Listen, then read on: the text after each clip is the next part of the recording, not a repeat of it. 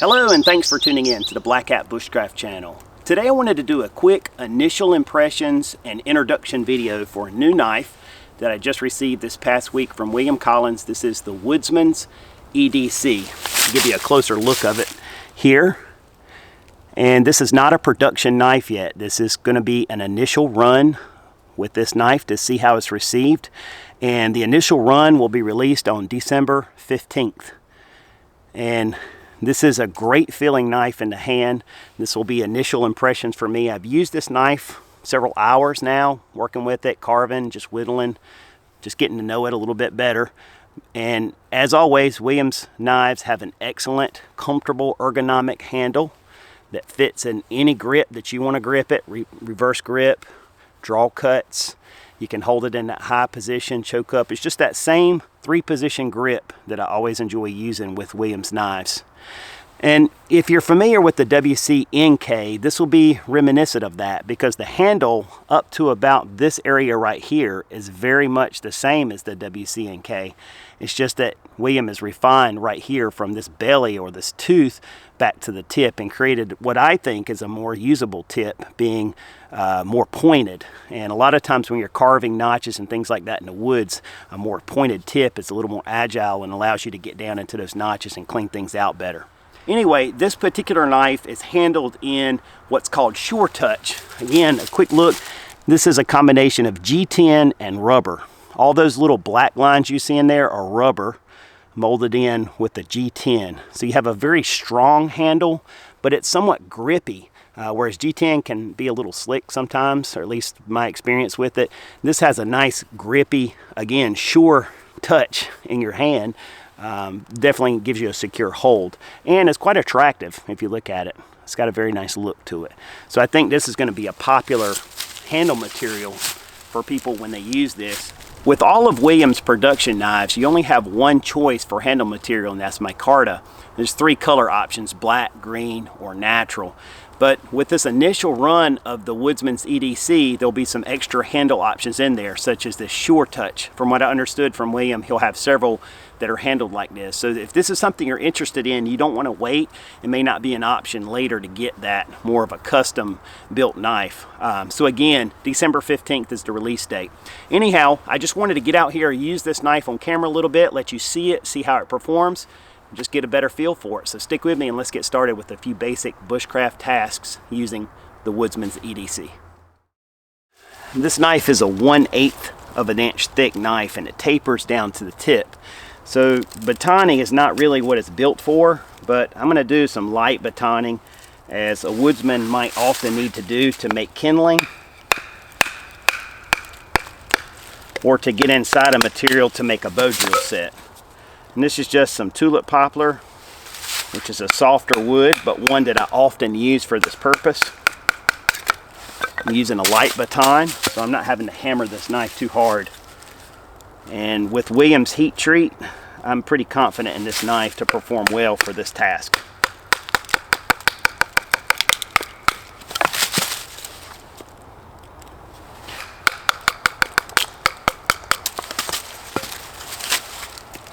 Start another piece here.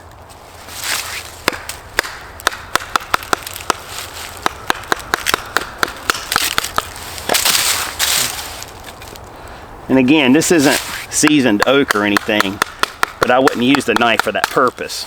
I would only use it for softer woods like this, making kindling, bow drill sets, and whatnot. So you get the idea.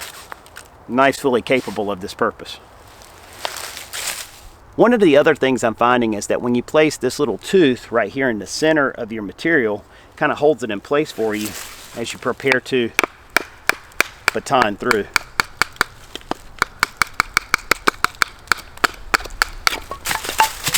So much nicer material here to work with. And that really grips well and holds onto the material as you're splitting through.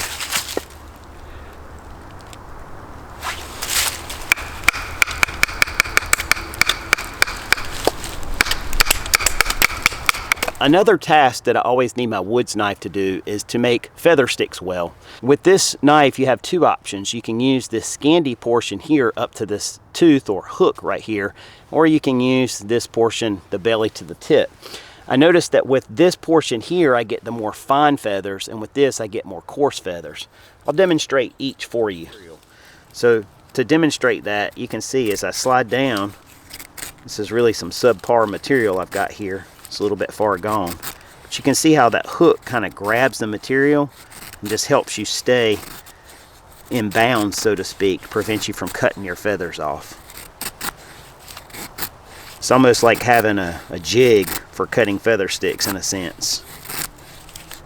But the key is start at the base and trace it up to this hook. That way you're still slicing rather than pushing your knife through the wood.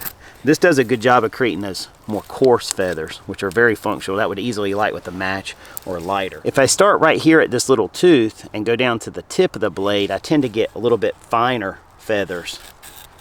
Seems to be a little more effective for me. Both of them work well. This one's just more comfortable.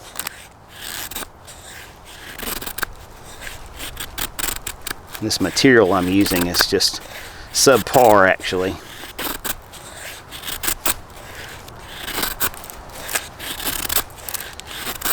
But the knife does its part, as you can see. And what I'm finding with this is, normally when you use a straight bladed knife, you start at the base and you have to kind of use your wrist to fine tune as you make your feathers. But if you notice, because of the geometry of this blade, from here to here, it's already got that slant. So if you just hold the knife straight, when you go from here to the tip, you're naturally creating that slicing action, which makes those nice curls. So the geometry of the blade almost does the work for you, versus you having to fine tune with your wrist motion as you go down. Once again, you can see hopefully really well here. I start here, and as I go down, the knife is slicing because of the angle of the blade.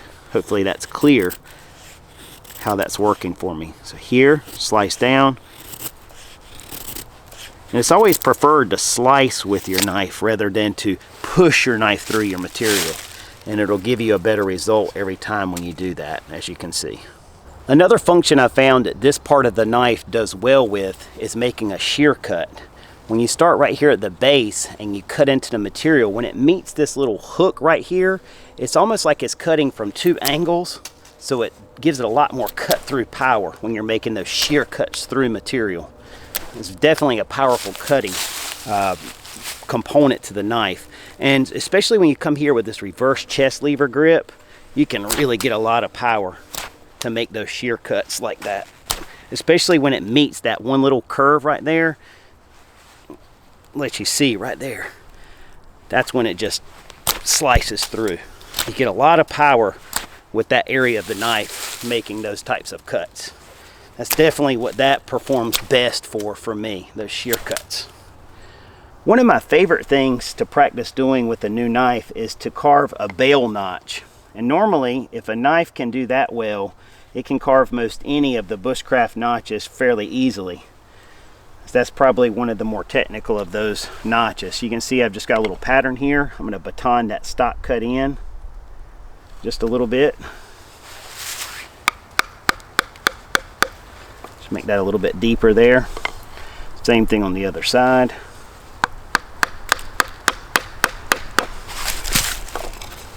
There we go. Now I just need to carve this notch out. This is a good test of the blade. What I'm going to do is just create a thumb push cut and try to cut right into that stop cut there. That material should pop right out just like that.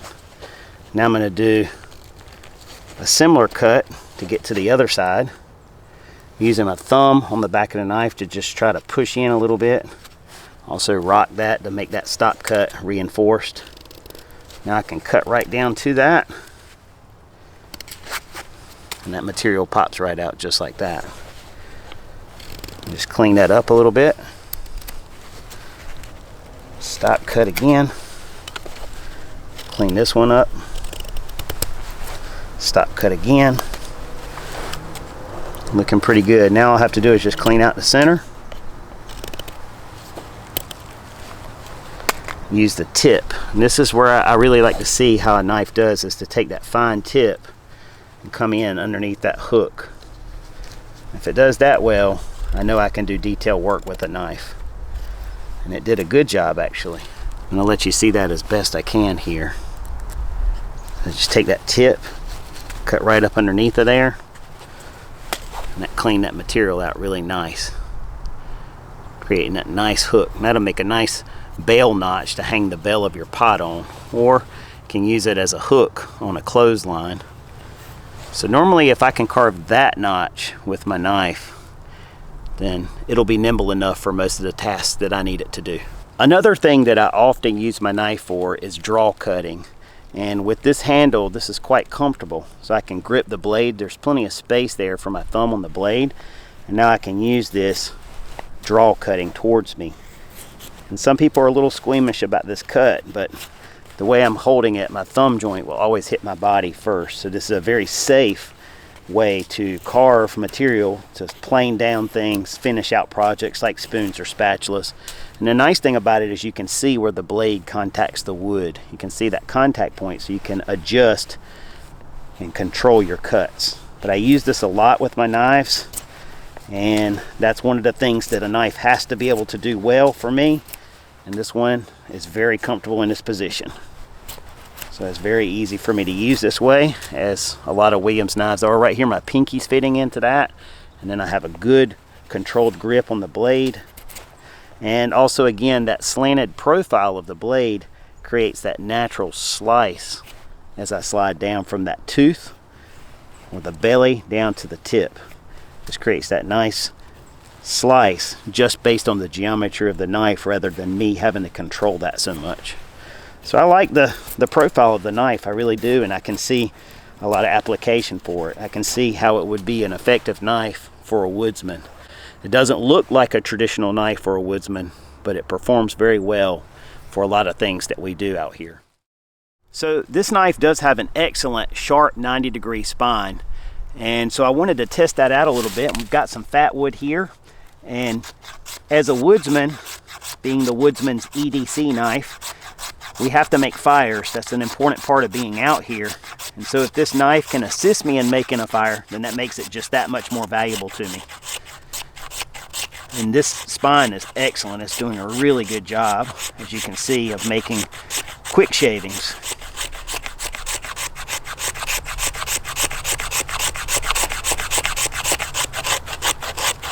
It's just ripping that stuff right off. That's very nice. It does a very nice job. All right, so let's see if we can ignite that with a ferro rod.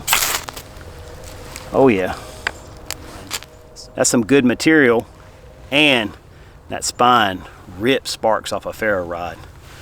It does a fantastic job. Yeah, definitely will excel at that task. All right, so just to reiterate, this is not meant to be a full review of this knife.